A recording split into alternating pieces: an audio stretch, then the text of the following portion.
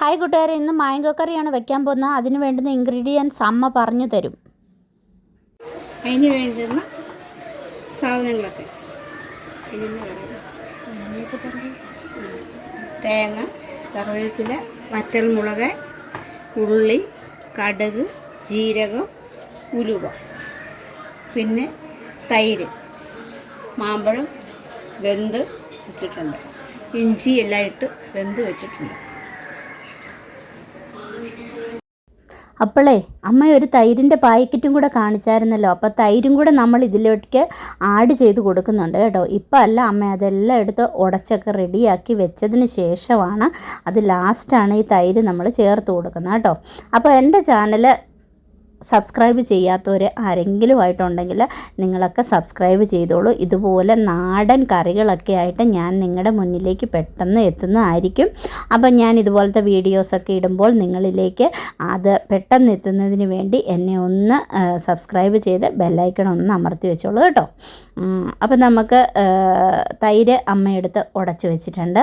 അപ്പം ഇപ്പം ചേർക്കത്തില്ല കേട്ടോ. അമ്മ തേങ്ങ മാത്രമാണ് വേവിച്ച് വെച്ച മാങ്ങയിലേക്ക് ചേർത്ത് കൊടുത്തിരിക്കുന്നത്. മഞ്ഞൾപ്പൊടി, ഇഞ്ചി ഇതൊക്കെ ഇട്ടാണ് അമ്മ മാങ്ങ വേവിച്ച് വെച്ചത് കേട്ടോ.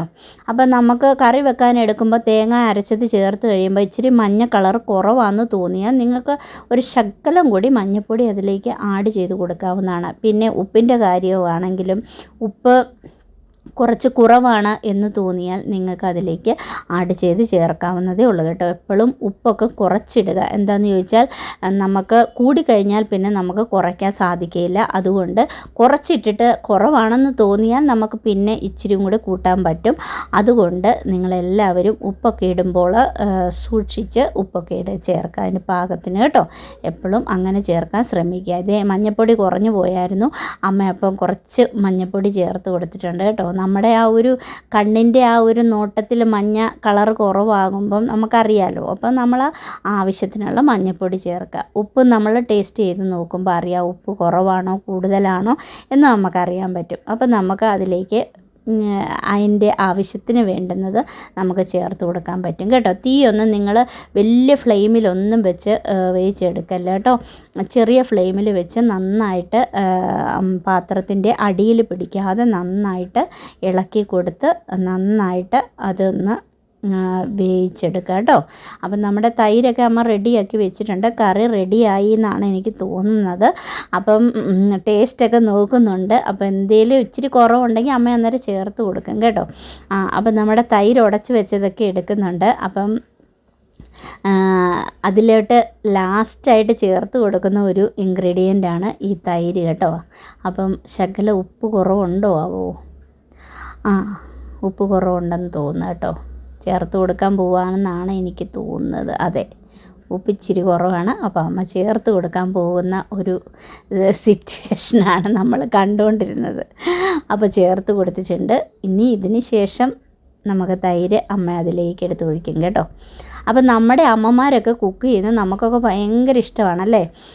അവർ ഒരു പ്രത്യേക ടേസ്റ്റാണ്. അവരെന്ത് കുക്ക് ചെയ്തെന്ന് പറഞ്ഞാൽ അതിലൊരു ടേസ്റ്റ് നമുക്ക് അനുഭവിച്ച് തന്നെ അറിയാൻ പറ്റും. അതുപോലെയാണ് ഞങ്ങൾ വീട്ടിലൊക്കെ ചെല്ലുമ്പോഴും അമ്മ ഇങ്ങനെ തന്നെയാണ് കേട്ടോ. കറിയൊക്കെ വെക്കുന്നത് ഭയങ്കര ടേസ്റ്റായിട്ട് വെക്കും. നമുക്ക് പിന്നെയും പിന്നെ അത് കഴിക്കാനായിട്ട് തോന്നും. അതുപോലാണ് കേട്ടോ.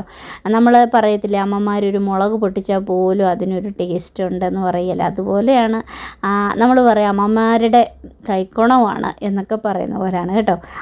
ഇപ്പം ഈ പറഞ്ഞു തന്ന പോലെ നിങ്ങൾക്ക് സിമ്പിളായിട്ട് ഈസി ആയിട്ട് നിങ്ങൾക്ക് വീട്ടിൽ ഇതുപോലെ മാങ്ങായുടെ സീസണൊക്കെ ആയിക്കഴിഞ്ഞാൽ നിങ്ങൾക്ക് ഇതുപോലെ കറികൾ വെക്കാൻ പറ്റും.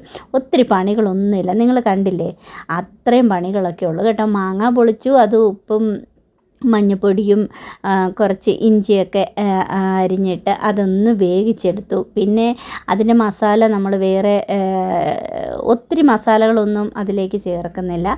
അപ്പോൾ അമ്മ പറഞ്ഞതായ ആ മസാലകളൊക്കെ നിങ്ങൾ ചേർത്ത് കൊടുക്കുക. നല്ല ടേസ്റ്റായ രീതിയിൽ നിങ്ങൾക്ക് മാങ്ങാക്കറി വെച്ചെടുക്കാൻ സാധിക്കും.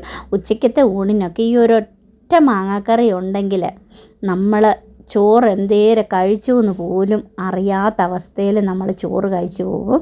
അപ്പം നിങ്ങളും ഇതുപോലെ വീട്ടിൽ മാങ്ങ സീസൺ ആയതുകൊണ്ട് കറി വെക്കാനൊക്കെ ശ്രമിക്കുക കേട്ടോ. നമ്മുടെ വീട്ടിൽ വരുന്ന അതിഥികൾക്കൊക്കെ മിക്കവാർക്കും ഈ മാങ്ങാപ്പഴം കറി എന്ന് പറഞ്ഞാൽ അവർക്ക് ഭയങ്കര ഇഷ്ടമായിരിക്കും. അപ്പം നിങ്ങളുടെ വീട്ടിൽ വരുന്ന നിങ്ങളുടെ അതിഥികളായിട്ടുള്ളവർക്കൊക്കെ ഇതുപോലെ മാങ്ങാക്കറികളൊക്കെ വെച്ച് കൊടുക്കുക കേട്ടോ. ഇതേ മസാലയും ഇൻഗ്രീഡിയൻസുകളൊക്കെ ചേർത്ത് നിങ്ങൾക്ക് അടിപൊളിയായിട്ട് നിങ്ങൾ വീട്ടിൽ ഇതുപോലെ ഉണ്ടാക്കി നോക്കുക കേട്ടോ. ഞങ്ങളിനി നാട്ടിൽ പോകുമ്പം വേണം അമ്മയുടെ കയ്യിൽ നിന്ന് ഇതുപോലെ ഒരു മാങ്ങാക്കറിയൊക്കെ കൂട്ടാൻ വേണ്ടിയിട്ട്. അപ്പം അവർ ഉണ്ടാക്കിയത് വീഡിയോ എടുത്ത് എനിക്ക് അയച്ചു തന്നാണ് നമ്മുടെ ചാനലിൽ പോസ്റ്റ് ചെയ്യാൻ വേണ്ടിയിട്ട്. അപ്പം നിങ്ങളും ഇതുപോലെ വീട്ടിൽ ഉണ്ടാക്കുക.